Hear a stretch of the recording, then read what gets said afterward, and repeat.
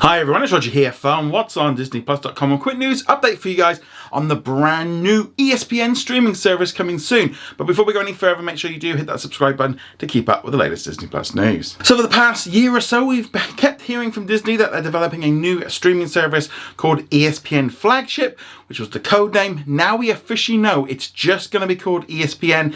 They're kind of just trying to make it into one big brand. And there's going to be some changes. Now the good thing is, all of this content is actually also going to be available through Disney Plus in the United States, as long as you have kind of a Disney account with them all linked, etc. So there's going to be a few different changes. One of the big things with this new ESPN service is that it does include all of the ESPN content that you would traditionally find on linear, also now available direct to consumer. So that means you might no longer need to have a cable subscription in order to access your favorite sports. So this is going to be a big thing. It's going to shift a lot more people over to streaming. But if you do also have a cable subscription, you're more than likely going to end up getting ESPN included in that, because they're kind of doing all these bundles to try and keep cable customers engaged, but also offering it to people that don't have it. So this brand new platform is going to offer two different plans. There's going to be an unlimited plan, which is going to be priced at $29.99 per month, and a select plan, which is going to be priced at $11.99 a month. So what this actually really means is that ESPN Plus is going to become ESPN Select. It's like the cheaper alternative. So that's how they're going to be working it out. If you're an ESPN Plus subscriber, you're going to be moved over to the kind of the cheaper tier.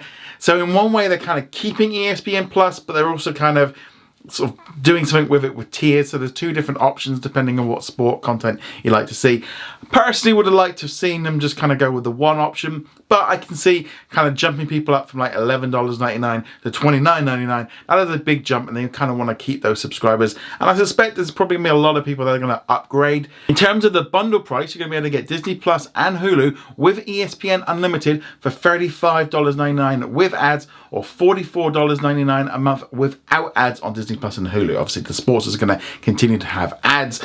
That's the main way they make money from there. There's also going to be an annual subscription where you can get it for $299.99 for the ESPN all year. There's also going to be a special price for Disney Plus subscribers at the begin with. With the ESPN like light version, what is currently the ESPN Plus, they're also going to be doing an annual subscription for that for $119. And you're going to be able to do a bundle for that for the same price it currently is now, $16.99 a month without ads, and then $26.99 a month with ads. So to be honest, if you're on that $26.99 one, you might as well just try, you might want to just upgrade, and you can either choose whether or not you're going to have ads or not. This is going to be a big thing. Disney are really going in heavily on sports. The big upfront event which took place on Tuesday evening, they were really promoting all of the content. We got to see a new trailer for a brand new documentary series about the Kansas City Chiefs called The Kingdom. That's going to be coming to ESPN and Disney Plus. They also announced a brand new show called Vibe Check, which is an all-female led sports focused show that is set in the studio. That's going to be premiering exclusively on Disney Plus in late June. They're also going to be bringing the Rich Ensign show over to Disney Plus and ESPN this fall, continuing to expand on what they're trying to do with Disney Plus and Hulu, really making it a major hub. This is going to be the central thing. Is you're going to be able to get access to all of this content directly through Disney Plus. There's just going to be different tiers of what you want to pay for. It is very interesting to see how this is all working. Now, internationally, like for example in Latin America and Australia, sports is included in the Disney Plus subscription, but I don't think you get as much sports as you do with this current version in the US. Lots of big changes. We're seeing Fox doing stuff with sports. They're all kind of getting in on that.